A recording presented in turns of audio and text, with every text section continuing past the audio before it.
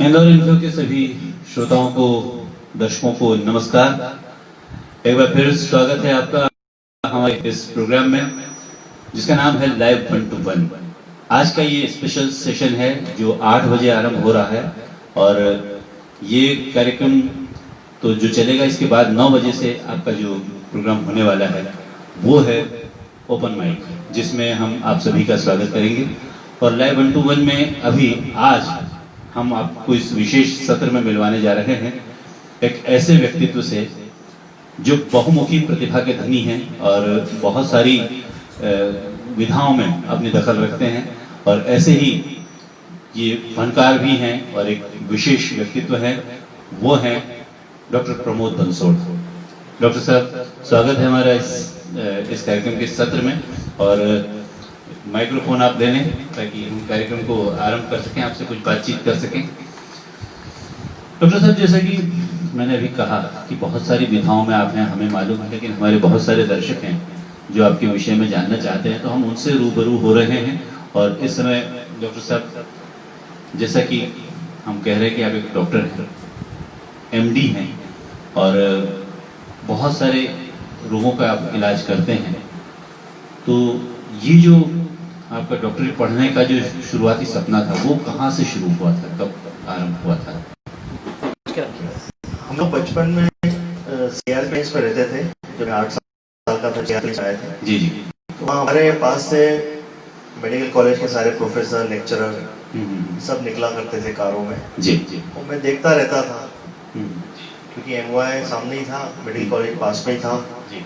मैं देखता रहता था, बस वो देख देख के उनसे मेरे को इंस्पिरेशन मिलती रही कि आप डॉक्टर कैसे रहते हैं, क्या रहते हैं, मतलब बड़ा अट्रैक्शन हो गया था। अच्छा, तो बहुत छोटा था, हाँ, 8 साल का था उस समय। तो धीरे धीरे फिर 8वीं में आया, 8वीं में पास हो गया। 8वीं के बाद में मैंने, मेरे पड़ोस में एक टीचर रहते थे, सत्यनारायण व्यास जी। हाँ, वो हिंदी के टीचर थे। अच्छा। तो उनसे मैंने बोला कि सर अब मैं सब्जेक्ट क्या लूँ, क्योंकि 9th में सब्जेक्ट लेते थे सब्जेक्ट। तो उन्होंने मेरा देखा मार्कशीट, बोले यार साइंस में 85% है, इंग्लिश में 90% है जी। तो वो बोले कि भाई तू तो मैथ्स में कमजोर दिख रहा है, तो डॉक्टर बनेगा ऐसा लग रहा है। उनकी वाणी फल गई, मतलब मेरे को। हाँ, उन्होंने जो बोला, और वो वास्तव में बड़ा मुश्किल था उस समय 8वीं के अंदर कि डॉक्टर बनने का कोई ऐसा बोल दे। तो फिर मैंने पढ़ाई चालू करी, 9वीं 10वीं 11वीं करते करते फिर PMT दी। और PMT दी तो काफी डिफिकल्ट होता था। मैं उस समय ये नहीं मानता था कि ज्योतिष मतलब को नहीं मानता था, भाग्य को नहीं मानता था। मैं बोलता था जो भी होता है कर्म होता है, पुरुषार्थ होता है। मैंने कहा जो लोग ऐसी बात करते हैं वो अपुरुषार्थी होते हैं कि मेरे भाग्य में नहीं है। मैं कहा मैं तो पढ़ रहा हूँ तो बराबर होगा। लेकिन क्या हुआ कि अच्छे नंबर आए जी, 400 नंबर आए मेरे। 400 में से 300 नंबर आए। क्या? और मैं समझा कि हो जाएगा एडमिशन, लेकिन 2 नंबर से वो खत्म हो गया। अच्छा। 2 नंबर पे ही रोक लग गई, यानी पूरा हो गया। फिर मेरे को 1 साल लगा, वापस से रिपीट किया मैंने जी। फिर वो एक मेरे मित्र थे, डॉक्टर आरती शर्मा, रमेश शर्मा, उन्होंने अब मेरे लिए सब बुक्स रखी जी। नोट्स रखते थे वो, क्योंकि बहुत गरीबी थी, बुक्स खरीद नहीं सकते थे। तो उसमें कुछ लाइब्रेरीज ले लेते थे, कुछ वहाँ से ले लेते थे जी। उस तरीके से मेडिकल कॉलेज में एडमिशन हो गया। डॉक्टर साहब, बहुत ही जो एक शुरुआती दौर होता है जहाँ डॉक्टर बनने का सपना होता है और डॉक्टर तक पहुँचने की बात होती है, PMT में सिलेक्शन होना एक बात है, और उसके बाद की जो कठिन पढ़ाई है उसको पार करना, वो भी एक कठिन परीक्षा है। तो वो आप जो कितने साल आपने जो मेहनत की है उसके बारे में भी थोड़ा सा बताएं कि आप किसी विशेषज्ञ के रूप में आपने पढ़ाई की, कोई विशेषज्ञ आप अलग से आपने था, या जनरल ही सब्जेक्ट थे? हाँ, जनरल सब्जेक्ट के लिए जी। वो पढ़ाई भी बड़ी मुश्किल थी, क्योंकि मैं हिंदी मीडियम से आता था और कॉलेज में सब इंग्लिश मीडियम के लोग थे, उनको करना था।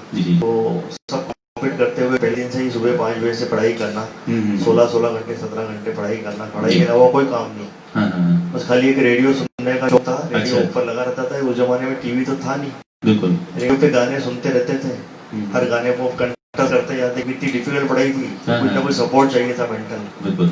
बस उसको सुनता रहता और सारे गाने याद हो गए थे कि कौन सी फिल्म का गाना है, किसने लिखा है, किसने म्यूजिक डायरेक्शन दिया है। जी। इस तरीके से म्यूजिक अंदर घुसता गया, अंदर बॉडी में, बिल्कुल बिल्कुल। मन के अंदर घर कर लिया उसने। तो रेडियो सुनते सुनते जो आपकी पढ़ाई होती थी, जी। तो पढ़ाई दिमाग में जा ही रही थी, पर हाँ, साथ में संगीत भी आपके दिमाग में बोल रहा बोनस में जा रहा था। बहुत खुशी बात है, क्योंकि अगर ये संगीत उस समय आपके दिमाग में न जाता तो हम यहाँ पर बैठकर चर्चा नहीं कर रहे होते, क्योंकि आपने उस चीज को जिया, आपने उसको अपने अंदर आत्मसात किया, उतारा। तो संगीत में आपने क्या गायन ज्यादा आपको पसंद था या कोई इंस्ट्रूमेंट के संग? नहीं, बचपन से में हम लोग हरसिद्धि के पास रहते थे। जी जी। तो एक मेला लगता था हर साल नवरात्रि पे। जी। मैं वहाँ जाता था मम्मी के साथ, 3-4 साल का था जब। तो वो मेले के अंदर वहाँ पे एक छोटी सी प्लास्टिक की पुंगी मिलती थी जिसमें 7 स्वर होते थे। जी जी जी। इधर बड़ा इधर छोटा, हाँ, से हाँ, 7 स्वर। बस मैं वो लेने जाता था और अच्छा। वो 2-4 महीने चलती, हाँ। आने रुपए की आती थी खराब हो जाता। और खराब हो जाती। तो मेरी मदर बड़ी होशियार थी, 7वीं पास थी, श्रीमती विमला देवी। अच्छा अच्छा। अभी 3 साल पहले उनका स्वर्गवास हो गया। जी। पर वो बड़ी कल्पनाशील थी। उनको लगा कि यार ये बार बार ये पुंगी क्यों मांगता है। हाँ, हाँ, तो उन्होंने बोला हाँ। इसको माउथ ऑर्गन ला के देना चाहिए। जी। तो वो मेरे लिए एक माउथ ऑर्गन लेके आई, टिन का। उस जमाने में यहाँ कोई मिलते नहीं थे फॉरेन वॉरेन के, इंडिया के कोई भी। हाँ। एक टिन का बना हुआ छोटा सा, 2-5 रुपए का लेके आ गए।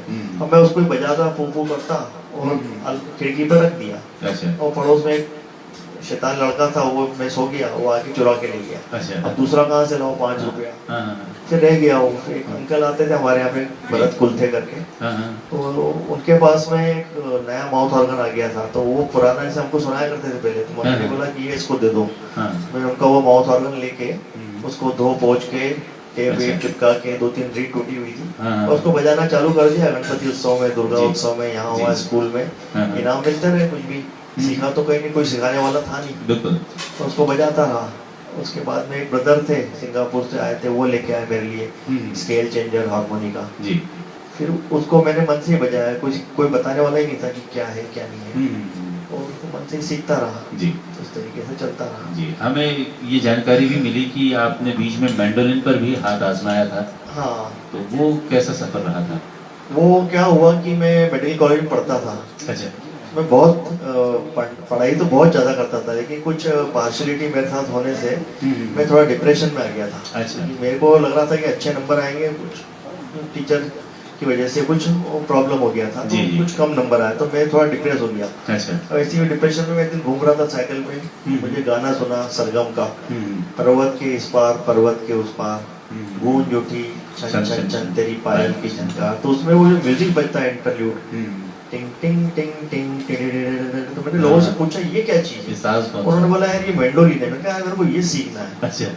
फिर मैंने पैसे इकट्ठे किए, लोगों से पूछा कहाँ मिलेगा, तो बोले दादर में मिलेगा, हरिभाऊ विश्वनाथ के यहाँ 700 रुपए में मिलेगा। बोले, मैंने ठीक है। मैं 700 रुपए इकट्ठे करके मामा के यहाँ गया। मैंने बोला मेरे को ये दिलाओ। तो वहाँ जाके वो खरीद के लाया। अच्छा। फिर टीचर ढूंढा उसके लिए। कैलाश दुबे जी थे हमारे हाई कोर्ट में, वो बड़ा रावला में शिखर संगीत महाविद्यालय में सिखाते थे। उन्होंने मुझे मैंडोलिन सिखाया, राग वाग सब सिखाया। 6-8 घंटे 5 घंटे रोज में मेहनत करता था मैंडोलिन पर। जी। पर अब कॉलेज टाइम था, पढ़ाई का भी था, एग्जाम भी थी। थोड़े दिनों बाद उसको छोड़ना पड़ा। अच्छा। उसी दौरान हारमोनियम में खरीद लिया था। ऐसे ही चलता रहा 2012 तक। तो माउथ ऑर्गन पे ज्यादा प्रोग्रेस नहीं हुई। मैंडोलिन पर आपने किस स्तर तक आपने सीखा और क्या हुआ? मैंडोलिन क्यों छोड़ना पड़ा? हाँ, मैंडोलिन की भी एक कहानी है। मैंडोलिन मुझे बहुत अच्छा लगता था और मतलब मैं शायद मेरा करियर भी बिगड़ जाता उसकी वजह से। मुझे ऐसा अभी महसूस हुआ कि ईश्वर नहीं चाहता था कि मैं संगीत के क्षेत्र में घुस जाऊं। जी जी जी। उसने मेरे लिए मेडिकल क्षेत्र में ही जगह बना रखी थी, एक डॉक्टर बनूं, अच्छा डॉक्टर बनूं। जी जी। तो मेरे जो टीचर थे कैलाश दुबे जी, उन्होंने बोला कि यार तेरे में बहुत टैलेंट है, तो तू बोले आकाशवाणी में ऑडिशन देने के जा। अब उस जमाने के अंदर ऐसे ही कराओके ट्रैक्स और ये कोई संगत के लिए कुछ होता नहीं था। तो मैं सर के पास जाता था साइकिल पे उठ के। जी। 3 किलोमीटर 3.5 किलोमीटर साइकिल से जाता था बड़ा रावला में, ढोलक के ऊपर संगत करने के लिए। जी। तो जिस दिन मेरा ऑडिशन था दोपहर में, मैं सुबह गया। मैंने सर के साथ बैठ के एक बार और फाइनल थोड़ा कॉन्फिडेंस बिल्डअप कर लेता हूँ। अब गया तो वहाँ किसी ने चिकनी चिंदी पटक रखी थी, कीचड़ भरी। अच्छा। अब वो साइकिल एक हाथ से चला रहा था, एक हाथ में मैंडोलिन था। हाँ, वो चिंदी के ऊपर गाड़ी आई और गिर पड़ा गिर मेरे पड़ी से। गाड़ी, हाँ। अब वो मैंडोलिन तना हुआ था, हाँ, क्योंकि ट्यूनिंग उस समय आती नहीं थी, तो वो टूट गया पूरा की पूरा। ओहो, तो फिर ऑडिशन नहीं दे पाया उस समय। फिर बाद में उसको रिपेयर कराया दिया, तो वो उतना अच्छा नहीं मजा नहीं आया। बजा नहीं आया, उसका ट्यूनिंग बिगड़ गया था। अच्छा अच्छा। तो इस तरीके से बस फिर उस दिन से फिर मैंडोलिन छूट गया। हाँ, उसके बाद बजाता रहा कुछ साल तक, हम्म। लेकिन वो फिर मजा नहीं आया, वो हाँ। दिल टूट गया। अब कभी नहीं लगता ऐसा कि एक बार फिर मैंडोलिन को पकड़ना चाहिए, कहीं थोड़ा बहुत कहीं हाथ आजमाना चाहिए? हाँ, लगता है ऐसा, लेकिन अब वो बड़ा डिफिकल्ट है, क्योंकि मैंडोलिन में 8 तार होते हैं। हाँ हाँ, और उसको साधना उसको वापस से साधना, करना। फिर 5-6 घंटे मेहनत करना, अब इतना जी, तो जी। 5 मिनट का समय रहता नहीं आजकल तो। इसलिए और- मैंने कीबोर्ड ले लिया उसकी जगह पे। अच्छा, आपके लिए तो अभी मौसागन में भी करना बहुत कुछ है, आपके पास काफी मटेरियल उसमें भी है। हाँ, माउथ ऑर्गन भी समुद्र ही है, मतलब संगीत शास्त्र जी जी जी, बिल्कुल। प्रशांत महासागर है, तो माउथ ऑर्गन भी बहुत बड़ा समुद्र है ये उसमें तो से। सही कहा आपने, सही कहा। माउथ ऑर्गन भी सीखना मतलब माउथ ऑर्गन बजाना बहुत आसान है, हम्म। लेकिन अच्छा बजाना बहुत मुश्किल है। हर साज के साथ हाँ। शायद यही बात है, कोई सा भी साज आप उठा लें, माउथ ऑर्गन हो या कोई भी साज हो, मैंडोलिन की जहाँ आपने बात की, वो हर साज में मेहनत उतनी ही लगती है। हाँ, क्योंकि proficient आप है। उसकी आत्मा को जब छूने जाते हैं संगीत की, हाँ, तो वो संगीत की आत्मा छूना तभी होता है जब उसके अंदर आप पूरा उतर जाए उस साज में। तो आपने बिल्कुल सही कहा। तो अभी माउथ ऑर्गन पर आप जो हाथ आजमा रहे हैं, जी। उसका कुछ नमूना हमारे दर्शकों को देखने को मिलेगा इस समय? हाँ, इससे पहले मैं बता दूं कि माउथ ऑर्गन जो है, जी। मैंने कभी मेरे एक माउथ ऑर्गन की सिवाय शायद ही 1-2 माउथ ऑर्गन देखे थे। लेकिन 13 जनवरी 2012 को अच्छा। मैंने अखबार में पढ़ा हाँ हाँ। कि इंदौर के अंदर 13 जनवरी 2012 को माउथ ऑर्गन बजाने वाले जी। राजेंद्र माथुर सभागृह प्रेस क्लब में इकट्ठे हो रहे हैं। तो मैंने वो कटिंग काट ली और जितने भी बजाने वाले थे सबको बता दी, जिनका फोन नंबर था उनको फोन कर दिया। क्या बात? और वो तारीख नोट कर ली कि शनिवार का दिन है, उस दिन जाना है शाम के टाइम 6 से 7, एक आध घंटा 1.5 घंटा सुन लूंगा, फिर क्लिनिक चला जाऊंगा। अच्छा। अब मैं वहाँ गया तो वो इतना अच्छा प्रोग्राम हुआ। मिस्टर गिरीश देशपांडे हैं और स्टेट बैंक ऑफ इंडिया में हैं। जी। उन्होंने रखा था प्रोग्राम, उसमें बड़ौदा, अहमदाबाद, जबलपुर, सब दूर से लोग आए थे। जी। और इतने सारे माउथ ऑर्गन मैंने लाइफ में पहली बार देखे, मुझे पता ही नहीं था कि इतनी वैरायटी ऑफ माउथ ऑर्गन होते हैं। और तो मैं सुनता गया 9 बज गई, 9:30 बज गई, उन्होंने लाइट बंद कर दी, हॉल बंद कर दिया। जी। बोले भैया दरवाजा बंद करो, बाहर ले तुम्हारा सामान। मैं उनके साथ चिपका ही रहा कलाकारों के साथ। हाँ। तो ये कितने का है, वो कितने का है, ये कौन सा माउथ ऑर्गन है, वो कौन सी कंपनी का, ऐसे जी। पूछता रहा। तो उनको लगा कि इसको बड़ा इंटरेस्ट है। हाँ हाँ। तो उन्होंने मिश्र नगर में एक मीटिंग रखी थी, हाँ। हारमोनिका क्लब ऑफ इंदौर बनाया अच्छा था। अच्छा अच्छा। वहाँ पे मुझे बुलाया, हाँ। मैं वहाँ चला गया। फिर वहाँ से सेकंड मीटिंग मैंने मेरे घर पे रखी। जी। तो जो गिरीश देशपांडे जी आए थे, उनको मेरी मदर ने पहचान लिया। अच्छा वो बोली कि ये तो बचपन में तेरे साथ खेले हुए हैं। अच्छा। हाँ, अब 50 साल पुराना दोस्त मुझे एक माउथ ऑर्गन की वजह से मिल गया। क्या बात है, ये भी एक बहुत ये संयोग है, बहुत अद्भुत अच्छा संयोग। हाँ। तो आपने वहाँ जब इतने सारे माउथ ऑर्गन देखे तो आपको फिर और इंस्पिरेशन मिला? बहुत इंस्पिरेशन मिला। और फिर जो गिरीश देशपांडे जी थे वो बड़े मतलब बहुत प्रोग्रेसिव नेचर के, सबका भला करने वाले। जी, उन्होंने बोला कलकत्ता में एक पहली नेशनल मीट हो रही है हाँ हाँ हाँ। अगस्त में। जी। तो बोले आप चलोगे? हमने कहा चलेंगे, थोड़ा बहुत खर्चा होगा। जी। ठीक है, करेंगे। हमने वहाँ रजिस्टर कर दिया और वहाँ गए। जी। फिर वहाँ 60-70 लोगों से मिले, वहाँ कुछ सिखाया भी उन्होंने, थ्योरी भी। जी। और अनुपम पॉल वगैरह थे वहाँ पे, हाँ, नेशनल हाँ। हमारे लीडर हैं। जी। उन्होंने बहुत अच्छा प्रोग्राम किया था, तो उससे हमें काफी प्रोत्साहन मिला। जी। उसके ये कार्यक्रम जो आप सुनने गए थे पहले, जी, तो हाँ, पहले उसके सुनने बाद गए थे। फिर आपने ऐसे कार्यक्रम अटेंड भी किए होंगे बाद में? हाँ हाँ, वहाँ भी परफॉर्म किया था, एक दिन बिक जाएगा माटी के बोल। अच्छा। लेकिन तब मुझे ये ट्रैक वैक आता नहीं था और संगत के साथ तो बजाना बिल्कुल नहीं आता था। अच्छा, मैंने बोला मैं मतलब ऐसे individual आप बजाते थे? ऐसे ही बजाऊंगा बस में। तो उसके बाद फिर हमने तैयारी करी, कराओके ट्रैक्स ढूंढे, फिर उसमें प्रैक्टिस करी। फिर सेकंड मीटिंग हमारी दिल्ली में हुई, जी। फिर हरिद्वार में हुई। हाँ हाँ। उसके बाद में इंदौर में रखी हमने एक मीटिंग। अच्छा इंदौर में पहले हमने एक एमपी की मीट रखी जिसमें विजेंद्र घाटगे आए थे। अच्छा उस समय से मैंने एंकरिंग भी चालू करी, अच्छा। एंकरिंग भी पूरा दिन करी। तो अच्छा प्रोग्राम हुआ। जी। फिर सजन प्रभा गार्डन में हमने करी तो 250 के आसपास हमारे मेंबर्स आ गए थे उसमें पूरी इंडिया से। अच्छा। तो उस समय हमने विश्व रिकॉर्ड भी बनाया था, ये ऊपर सर्टिफिकेट लगा हुआ है उसका। अच्छा अच्छा। हमने 220 लोगों ने एक साथ बजाया था। अच्छा। माउथ ऑर्गन, वो वर्ल्ड रिकॉर्ड बना था, क्या बात क्योंकि है। पहले 130 का था हाँ हाँ हाँ। पुन्ना का, और हाँ। हमारे यहाँ इंदौर में हमने 220 220 लोगों ने एक साथ बजाया। एक साथ बजाया 10 मिनट तक कंटिन्यूअस। बहुत बहुत बधाइयाँ इसके लिए जी। कि आपको एक ऐसा अचीवमेंट में मिला, ऐसी उपलब्धि से आप रूबरू हुए। तो हम आपसे माउथ ऑर्गन के बारे में और भी बहुत डिटेल में बहुत सारी बारीक जानकारियाँ जानना चाहेंगे, लेकिन हमारे दर्शक इस समय चाह रहे हैं हाँ। कि कोई एक आध छोटी मोटी धुन जो आप शुरुआत में बजाना चाहें हाँ। तो हमारे दर्शकों के लिए बजाएं, क्योंकि आप जो भी बजाएंगे बड़ा खूबसूरत, बड़ा सुंदर होगा। जी। तो हम अपेक्षा करते हैं कि कोई एक जी पुराना गाना है, उमा देवी ने गाया हुआ है। जी जी। वो मुझे बड़ा अच्छा लगा, वो माउथ ऑर्गन पे भी अच्छा लगता है। जरूर जरूर सुनना चाहिए।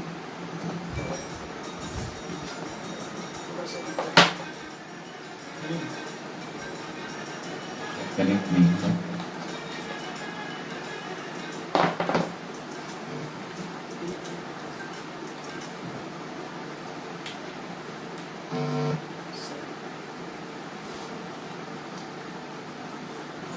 इस समय लाइव 1-to-1 में हमारे आज विशेष अतिथि हैं डॉक्टर प्रमोद बंसोड़, जो डॉक्टर होने के साथ साथ एक म्यूजिशियन भी हैं और संगीत के बहुत अच्छे उम्दा कलाकार भी हैं और माउथ ऑर्गन प्लेयर हैं, जैसा कि हमने आपको शुरुआत से ही बताया। हम एक चीज़ और बताना चाहेंगे कि हमारा ये जो कार्यक्रम है लाइव 1-to-1, ये विशेष सेशन अगर आज किसी वजह से आप पूरा नहीं देख पाए हैं या नहीं देख पा रहे हैं या आपने देर से इसे देखना शुरू किया है, तो हम उन दर्शकों के लिए बताना चाहेंगे कि ये YouTube और Facebook पर इंदौर इन्फो के अकाउंट पर आप इसे बाद में भी देख सकते हैं। इस वीडियो को पूरा देख सकते हैं, इस कार्यक्रम को। आज अगर किसी कारण से नहीं भी देख पा रहे हैं तो कोई दिक्कत नहीं है, आप इस कार्यक्रम से जुड़े रहिएगा। और अभी हम इस कार्यक्रम को आगे बढ़ा रहे हैं डॉक्टर साहब की एक खूबसूरत सुमधुर माउथ ऑर्गन पर धुन के साथ। आइए उनकी इस कला से रूबरू होते हैं और आनंद लेते हैं, लुत्फ लेते हैं इस संगीत का।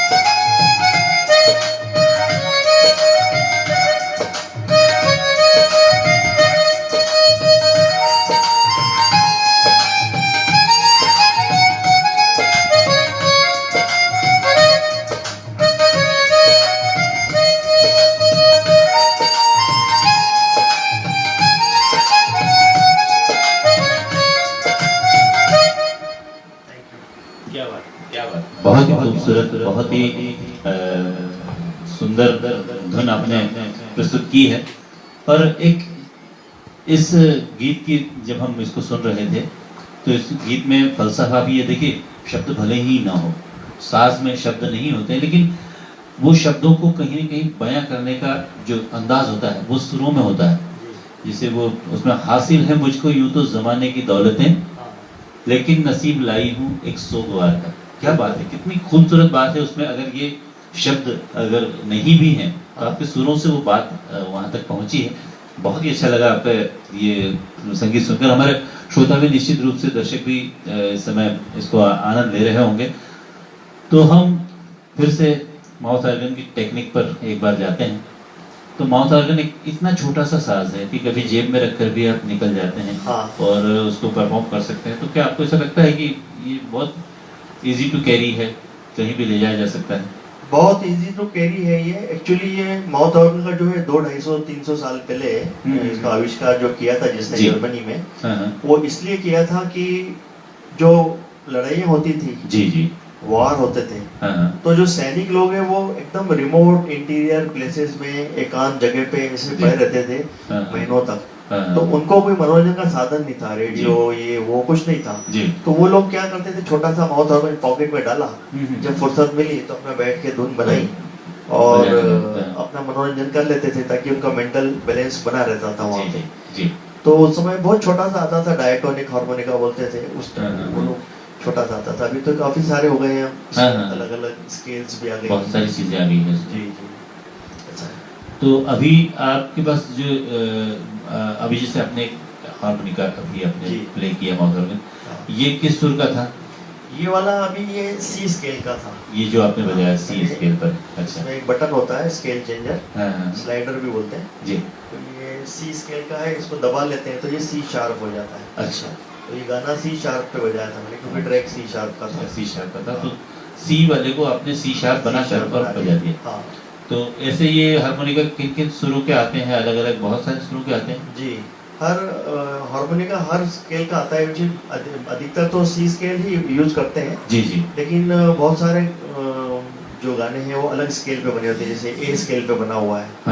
जैसे आवारा हूँ वो नहीं बजता इसके ऊपर, तो ए स्केल के ऊपर तो ए स्केल का भी लेना पड़ता। तो हर स्केल के आते हैं, C scale, D scale, B scale, G, F. अच्छा, ये सारे आपके पास सब आते हैं। तो हम इजी टू कैरी कह रहे थे कि इसको ले जाना आसान है, तो उतना आसान भी नहीं है, क्योंकि आपको ये इतने सारे एक साथ ले जाना पड़े तो वो एक बड़े साज का रूप ले लेते होंगे। हाँ, वो नहीं, वो एक पेटी में आ जाते हैं, एक सूटकेस में आ जाते हैं वैसे तो। वो अधिकतर तो 1 या 2 से 3 से काम हो जाता है अधिकतर तो, पर अब सब रखा है, शौक है, इसलिए सब तरह के ले लिए।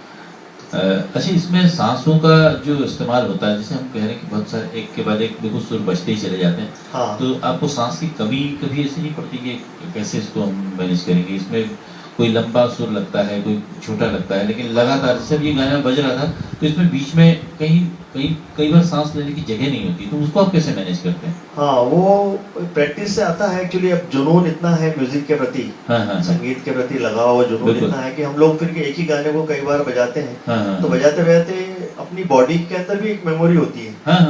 जैसे हाथों में मेमोरी होती है, मैं कीबोर्ड बजाता हूँ तो मेरी उंगलियों को याद हो जाता है कि यार मेरे को किधर बजाना है। ऐसे ही गले के अंदर, पूरी बॉडी के अंदर भी एक मेमोरी टाइप कुछ होता होगा, सिस्टम होगा, तो वो याद हो जाता है। और सांस का तो ऐसा है कि हमको प्रैक्टिस हो जाती है, सांस कैसे लेना है। जैसे हम लोग स्विमिंग पूल में जाते हैं तो सांस रोक लेते हैं कि बाहर आके ही सांस लेंगे, तो उसी तरीके से इसमें भी डिफिकल्ट पड़ता है स्टार्टिंग में, पर अब प्रैक्टिस करते करते ये है कि हमको पता है कब सांस लेना है, कब रोकना है, कब छोड़ना है, कितनी लेना है, कितनी फूंकना है। क्योंकि इसमें क्या है, सुर मालूम नहीं पड़ते हैं। आपको दूसरे इंस्ट्रूमेंट में आपको सुर दिख जाते हैं, कीबोर्ड में, गिटार में सुर दिख जाते हैं कि अपन सा किधर लगा रहे हैं। इसमें हमको हमारे दिमाग से, अपनी कल्पना से बजाना पड़ता है, दिखाई नहीं देता इसमें, दिखाई नहीं देता क्योंकि।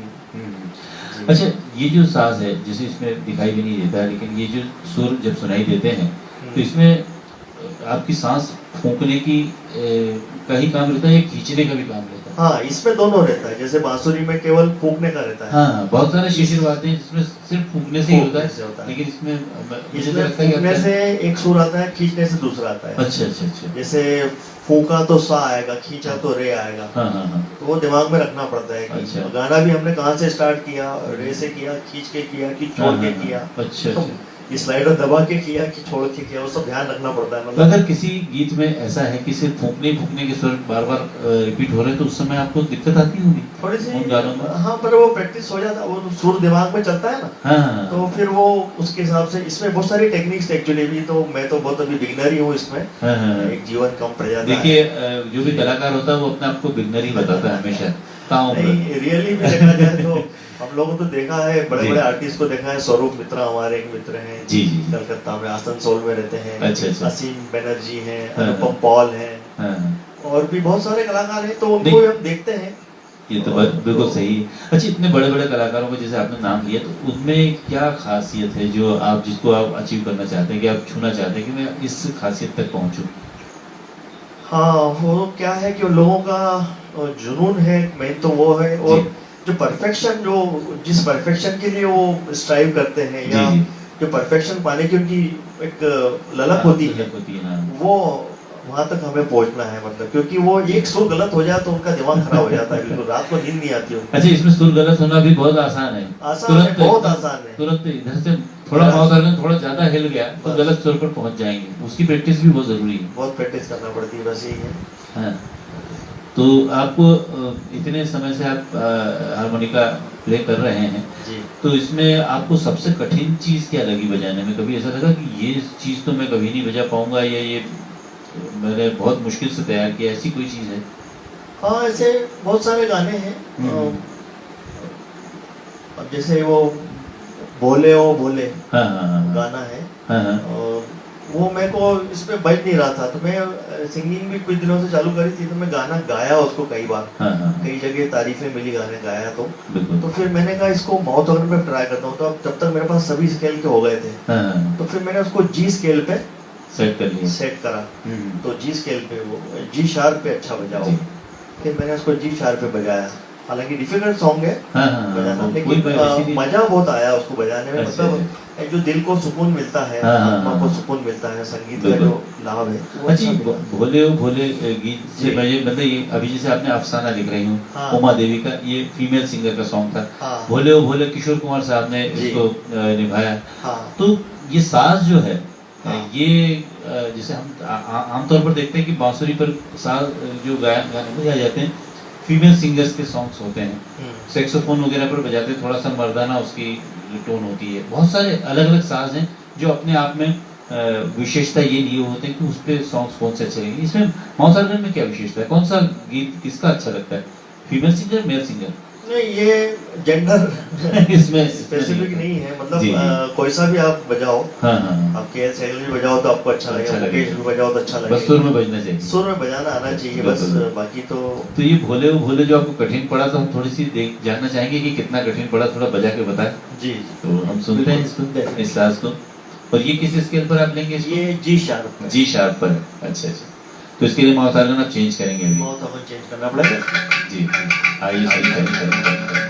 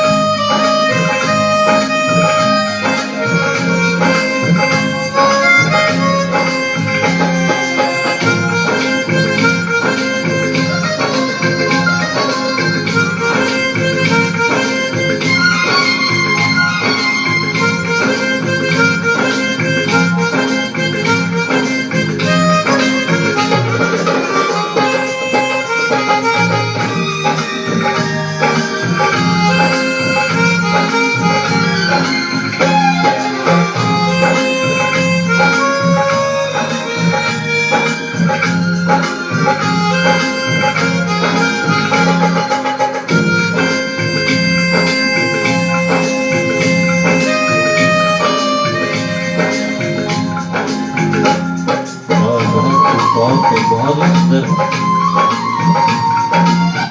आपकी प्रस्तुति बहुत ही सुंदर। और आपने जो गीत चुना भोले ओ भोले, ये गीत भी माउसार्गन के लिए बहुत कठिन है। सुनने पे महसूस हुआ कि इसमें वो भोले ओ भोले, तो उसमें इतना लंबा उसको सुर को खींचा गया है कि उसको सुनकर ऐसा लगता है कि ये सांस इसमें कहीं कम न पड़ जाए। और आपने उसको बखूबी निभाया, हमारे दर्शकों को भी मजा आया होगा निश्चित रूप से। जब हम हारमोनियम की बात कर रहे थे, इसमें बहुत सारे अलग अलग आकार के हैं, तो ऐसा भी होता है कि ये छोटा आकार है तो कहीं आपको बजाने में उसको थोड़ी सी दिक्कत आ रही है, क्योंकि वो फिर दूरी की बात आ जाती है कि कितनी दूर तक वो जाएगा, और तो ये भी कठिनाई आती है। आती है। पहले मेरे पास जो था वो 2.5 ऑक्टेव का था, बहुत छोटा सा था, तो उसमें अच्छा बड़ा मुश्किल होता था कि हाँ। चेंजर बार बार लगाना पड़ता था जी। फिर ये 12 होल के आ गए, फिर अभी हमने 16 होल का नया खरीदा। अच्छा, तो इस तरीके से 4 ऑक्टेव आ गए इसके अंदर। तो अच्छा, ऑक्टेव भी ज्यादा हो गया। हाँ, तो नीचे का अपना मंद्र सप्तक का गाना हो तो भी बजा सकते हैं, हाँ। मध्यम का तो बजा ही सकते हैं, 2 मिडिल ऑक्टेव मिल जाते हैं, एक अपर ऑक्टेव मिल जाते हैं, 4 ऑक्टेव। इसमें डुएट भी अलग अलग दिखा सकते हैं शायद, हाँ, दिखा सकते हैं, है ना। अगर 4 ऑक्टेव है तो फीमेल वॉइस को ऊपर प्ले कर दिया, मेल वॉइस को नीचे लिया। ये बहुत ही मतलब आगे इसमें बहुत सारे इनोवेशंस होते चले जा रहे हैं, बहुत इनोवेशंस हो रहे हैं। तो माउसार्गन में अभी जो माउसार्गन जो नए सीखना चाहते हैं जी, वो कहाँ से शुरू कर सकते हैं इसको? क्योंकि ये देखने में बहुत ही सुंदर लगता है कि एक व्यक्ति कोई माउसार्गन हाथ में लेकर उसको प्ले कर रहा है, तो ऐसा लगता है कि वाह, ये तो हमें भी करना चाहिए। तो कई बार देखने वालों को जब ऐसा लगता है तो वो शुरुआत कहाँ से कर सकते हैं? शुरुआत में से छोटे माउथ ऑर्गन आते हैं सस्ते वाले, तो 200-500 रुपए तक, 1000 रुपए तक ऐसे आते हैं। जी। पर वो क्या है, मेन तो लोगों के अंदर ललक नहीं रहती है, जो जुनून होना चाहिए सीखने का, जो श्रम करना पड़ता है जी, बार बार रिपीटिशन करना पड़ता है, टीचर के पास जाना पड़ता है। वो एक आया था मेरे पास जैसे सीखने, वो महीने भर सीखा नहीं सीखा, 15 दिन सीखा, चला गया, फिर पता नहीं कहाँ चला गया। कहीं पूछने आते हैं फिर वापस आते नहीं है। वो बड़ी मतलब हर किसी के बस का नहीं है, और जुनून इसके लिए बहुत, इसके तो इंस्ट्रूमेंट से प्यार होना चाहिए आपको, संगीत से प्यार के अलावा इंस्ट्रूमेंट से। हम लोगों को माउथ ऑर्गन की आवाज सबसे बढ़िया लगती है किसी भी इंस्ट्रूमेंट में। अच्छा, सबसे बढ़िया यही लगता है कि ये उठाया बजाया, जब मूड खराब हो गया। और अच्छा, इसमें बड़ा अच्छा साज है ये कि इसको ट्यून भी नहीं करना पड़ता, ट्यून करना पड़ता है, कभी खराब होता है ट्यूनिंग पर, लेकिन लंबे समय में होता है, इतनी जल्दी आसानी से ट्यूनिंग खराब नहीं होता। अच्छा, मतलब वो तो खैर करवाना पड़ता है, पर हर समय बजाते समय उसको ट्यून करना पड़ेगा, ये तो है ही नहीं, अपने आप वो तो ट्यून रहता है साथ। वो तो स्ट्रिंग इंस्ट्रूमेंट होता है। मैंडोलिन को मैंने ट्यूनिंग करना भी सीख लिया था, वो चीज रहती है जी। लेकिन इसमें ऐसा नहीं है, इसमें ये कभी 2-4-5 साल में कभी खराब होगा तो फिर वो थोड़ा सा कराना पड़ता है उसको। डॉक्टर साहब, थोड़ा सा माउथ ऑर्गन के विषय से हम थोड़ा सा एक तरफ आते हैं, और छोटी सी बात ये कि अभी जो समय हमने गुजारा है और अभी गुजार भी रहे हैं, कोरोना के साथ हम समय बिता रहे हैं, और ये एक ऐसी बीमारी है जिस समय आपने कई मरीजों के साथ आपने काम किया, और ऐसे क्रिटिकल कंडीशन में भी आप गए हैं और क्लिनिक भी खोला है, और जहाँ भी आप दूसरी जगह भी आप अपनी सेवाएं देते हैं वहाँ भी गए, तो आपको कुछ परेशानियों का सामना उस समय करना पड़ा? हाँ, परेशानियों का सामना करना पड़ा। ये महामारी आई, बड़ा दुर्भाग्यपूर्ण रहा पूरी मानव जाति के लिए, पूरे विश्व के अंदर ही लोग पीड़ित हुए इससे जी। और मैंने भी सरकारी जो नियम थे, कायदे थे, उनका पूरा पालन किया जी। उन्होंने लॉकडाउन का बोला वैसे लॉकडाउन करा, कर्फ्यू का बोला कर्फ्यू किया।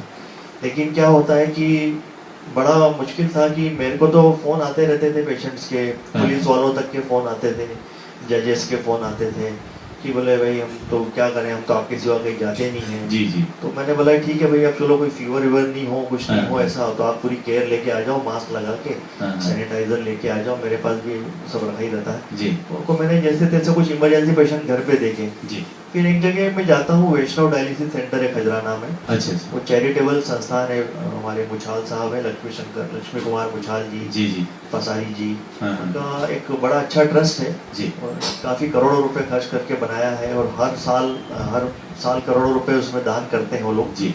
और मात्र नाम मात्र के शुल्क पे वो वहाँ पे डायलिसिस चलता है रोज 25-30 लोगों का डायलिसिस रोज होता है जी। वहाँ पे भी मैंने जाना बंद कर दिया था, उन्होंने भी सेंटर बंद कर दिया था, पर वो फिर वो बड़ा मुश्किल था क्योंकि डायलिसिस वाले जी नहीं पाएंगे उसके बगैर। हाँ, वो बहुत कठिन परिस्थिति तो है। वहाँ पे उन्होंने मुझे बोला कि आपको आना पड़ेगा वहाँ तो मैंने कहा चलो ठीक है जी। मैं वहाँ जाना चालू किया हिम्मत करके, डबल मास्क लगा के जाता था, कैप लगा के, मोजे पहन के।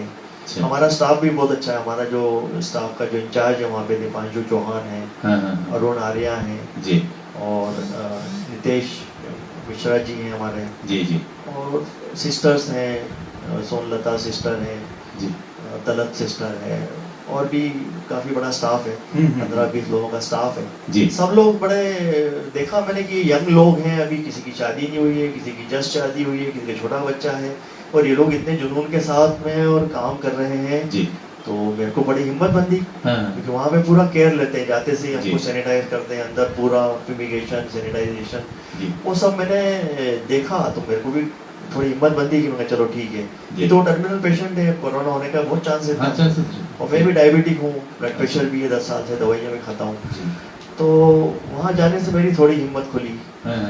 फिर मैंने वहाँ देखा कि अरे यार लोग बाग कितने परेशान है, कोई बड़वा से आ रहा है, कोई मऊ से आ रहा है, कोई उज्जैन से आ रहा है, देवास से आ रहा है और बेचारे कैसे सहन कर रहे हैं वो लोग।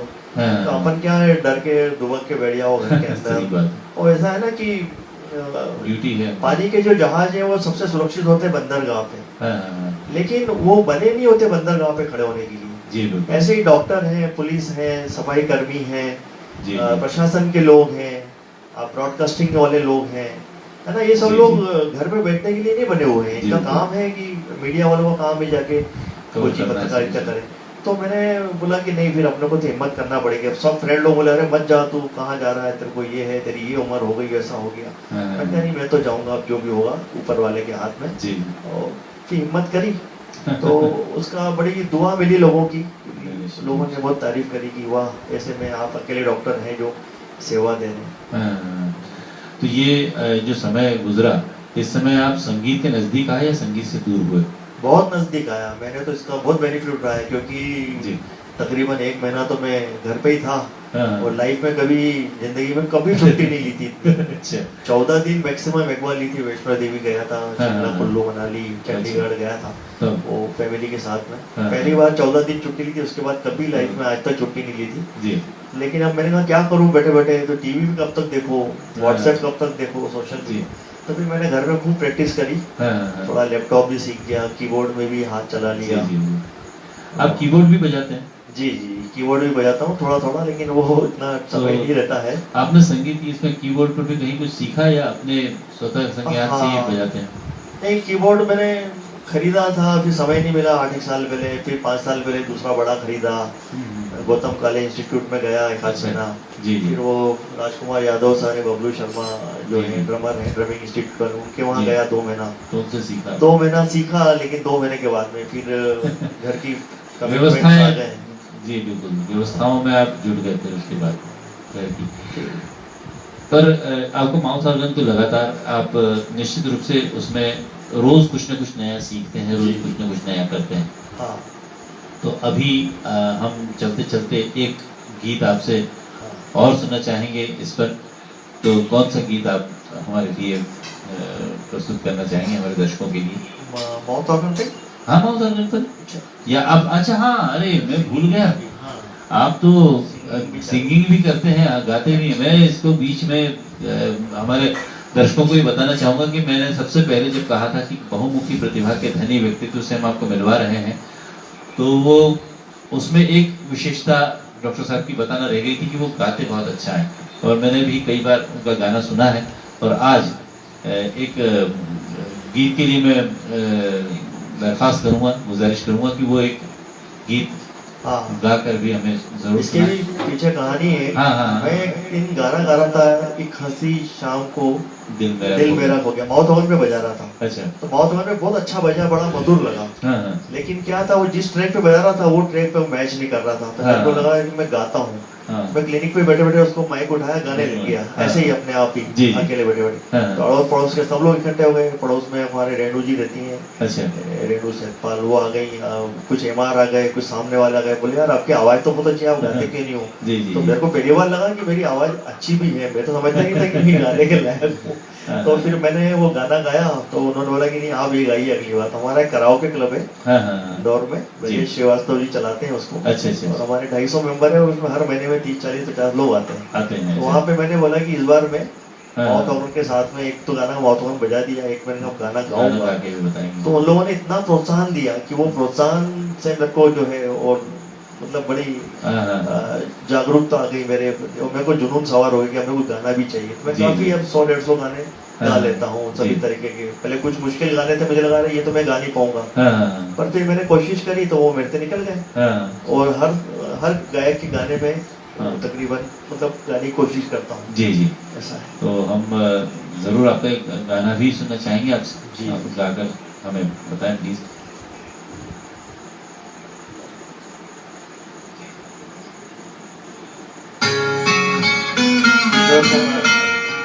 पल पल दिल के पास। किशोर कुमार साहब।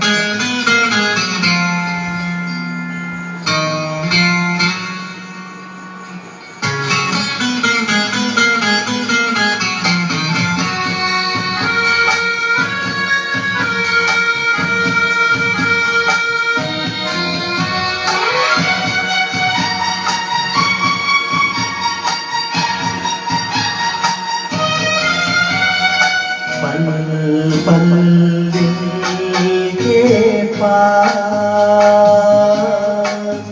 तुम रहती हो। पल पल दिल के पास तुम रहती हो।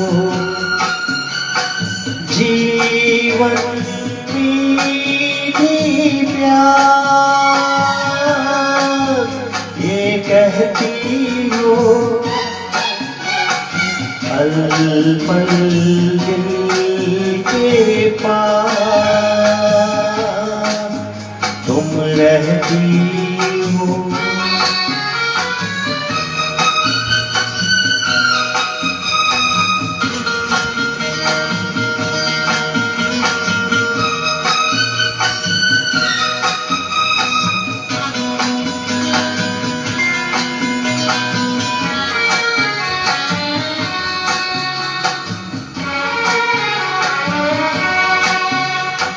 शाम होकर तेरा चल लहराए, हर रात यारों की बारात ले आए।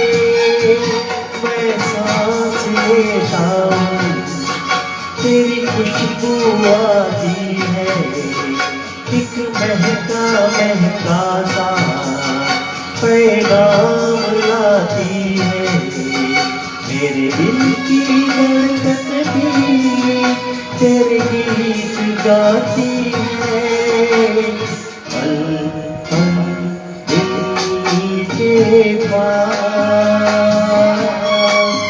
तुम रहती हो।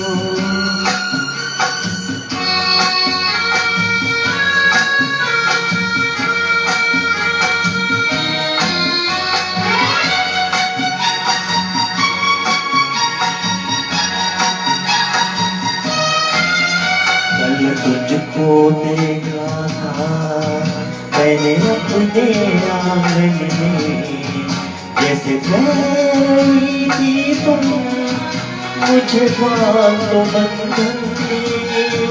ये कैसा रिश्ता है, ये कैसे सपने हैं, बेगाने होकर भी क्यों लगते अपने हैं। मैं सोच रहता हूँ, डर डर के कहता हूँ। दिल के पास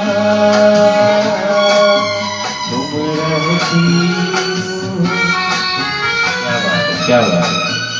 बहुत ही खूबसूरत सा ये गीत, बहुत ही खूबसूरत नगमा आपने गाकर बताया और किशोर कुमार साहब की वो याद आपने ताज़ा कर दी। और ये जो आप गाना जब शुरू किया तो आपने फिर बहुत सारे गीतों को इसमें ट्राई किया होगा। जी पहले मैं मुकेश गाता था क्योंकि सबसे सिंपल लगता था मुकेश गाना। जी। फिर धीरे धीरे मोहम्मद रफी भी मैंने पहला गाना तो मोहम्मद रफी गाया था, लेकिन मुकेश थोड़ा आसान था। पर फिर मोहम्मद रफी डिफिकल्ट होने के बाद ही मेरे को सूट कर गया मेरी आवाज में। किशोर कुमार तो ठीक है, मतलब कर लेते हैं इजीली। और भी दूसरे भी सिंगर्स जो हैं जैसे एसपी बालासुब्रमण्यम, इनके भी मैंने हरिहरन है, इनके भी गाने गाए।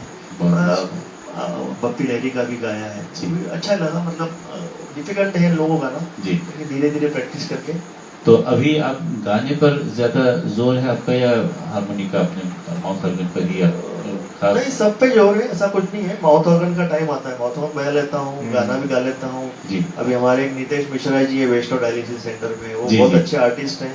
और सबसे बड़ी बात है, आर्टिस्ट होने के साथ में उनके अंदर एक सिखाने का जो जज्बा है, वो मुझे, क्योंकि मैंने बहुत सारे लोग देखे जो अच्छा गाते हैं बजाते हैं लेकिन वो सिखाना नहीं चाहते हैं। जैसे आपने 3 इडियट्स पिक्चर देखी होगी, उसमें बताया ना कि दोस्त चाहता है कि दोस्त आगे तो बढ़े, लेकिन मुझसे आगे ना बढ़े। सही बात है। लेकिन इसके अंदर ऐसा नहीं है। ये नितेश मिश्रा हमारा अच्छा मित्र है, ये इतना प्यार से सिखाता। मतलब अभी जैसे गाना है परदेसिया परदेसिया, ये सच है कि तूने मुझको दिल दे दिया। और वो गाना तो बोल निकालना, मैं तो अभी तक समझता था खाली बोल निकालना ही गाना होता है, म्यूजिक बजाना तो हमारा काम नहीं है। तो इसने मुझे बताया कि इसका म्यूजिक आप बजाइए। अरे मैं कहा मेरे से नहीं बजेगा भाई। अरे बोले सर अभी बजेगा, बजाओ तो सही। बस उसने मेरे को 2-4-5 बार सिखा दिया, तो उसका इंटरल्यूड प्रेल्यूड सब में बढ़िया बजाने लगे। लेकिन अभी इतना कॉन्फिडेंस नहीं है। नेक्स्ट टाइम कभी बिल्कुल सुनाएंगे आपको। मैंने आपसे अभी बहुत सारी मीटिंग्स हमें करना है, लेकिन आज चूंकि अभी समय हमारे इस प्रोग्राम का समाप्त हो रहा है, तो बस चलते चलते अभी डॉक्टर हैं, तो हम सिर्फ हमारे दर्शकों के लिए इतना भर जरूर कहना चाहेंगे कि कौन सी सावधानियां वो रखें और किस तरह के वो कहेंगे कि प्रिवेंशंस और वो लेकर रखें, क्योंकि कोरोना का जो समय है इसमें हमें जीतना है इससे। हाँ, लोगों को तो सरकार की जो गाइडलाइंस है उसका मजाक नहीं उड़ाना चाहिए, उसको बिल्कुल सीरियसली लेना चाहिए। लोग हमारे काफी सीरियस नहीं है, हर चीज में ढिलवाई करना, हर चीज में विरोध करना, ये मुझे बिल्कुल पसंद नहीं है। कि आप गवर्नमेंट आपकी दुश्मन नहीं है। बिल्कुल सही। और हमारी भारत सरकार, मध्य प्रदेश सरकार और भी सारी सरकारें कहीं की भी हो, अपने को किसी पॉलिटिक्स से मतलब नहीं है। सभी सरकारें अच्छा काम कर रही, कोई भी अपने प्रजा की दुश्मन नहीं होती है। सब कुछ ना कुछ गाइडलाइन जारी कर रहे हैं, कलेक्टर है, सरपंच है, सब लोग बताते हैं कि ऐसा करो, तो लोग उसका मजाक उड़ाते हैं। वो ना करें, सोशल डिस्टेंसिंग फॉलो करें, सैनिटाइजर का यूज करें, मास्क लगाना ना भूलें। जुर्माना तो ठीक है, चलो जुर्माना तो, लेकिन अपना खुद का भी तो एक जवाबदारी होती है। हमको खुद को बीमार नहीं होना, हमारे परिवार को बीमार नहीं करना, हमारे समाज को बीमार नहीं करना है हमें। और यह है कि समय निकल जाएगा, धीरे धीरे इम्यूनिटी आएगी, हर्ड इम्यूनिटी बनेगी, धीरे धीरे सब ठीक हो जाएगा। कोरोना बीते दिनों की बात भी हो जाएगी। कोरोना बीते दिनों की बात हम उम्मीद करते हैं कि ऐसा बहुत जल्दी हो। तो डॉक्टर साहब बहुत ही अच्छा लगा, और शायद एक धुन आपके पास अभी और तैयार है जो बिल्कुल अंत में हम उसको सुनना चाहेंगे, और इसी के साथ हमारे प्रोग्राम का हम समापन भी करना चाहेंगे। तो एक छोटी सी धुन अंत में सुनते हैं, क्योंकि 9 बजे से हमारा एक लाइव सेशन होने वाला है।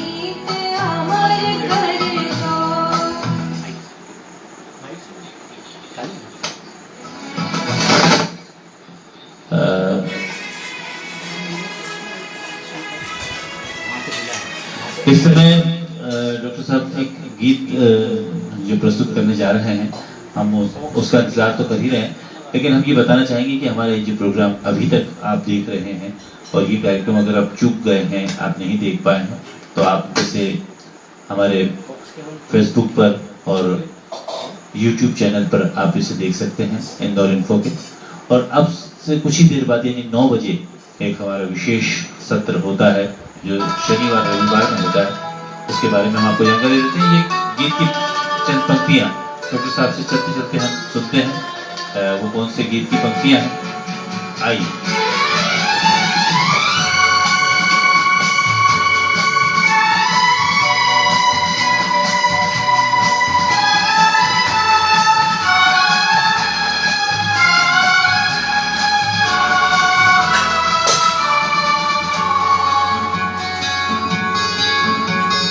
चलते चलते मेरे ये गीत याद रखना, कभी अलविदा ना कहना, कभी अलविदा ना कहना।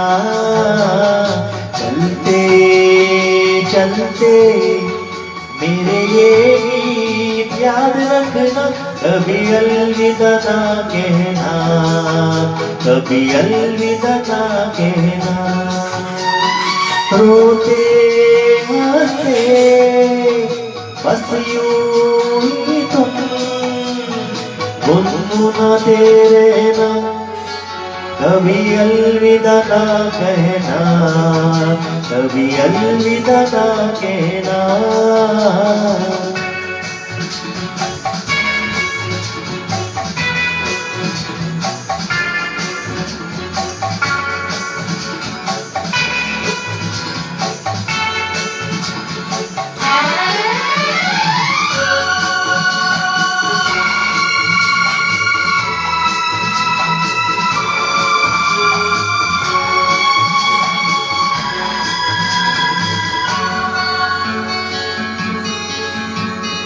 प्यार करते करते हम कहीं खो जाएंगे, इन्हीं बहारों के आंचल में थक के सो जाएंगे।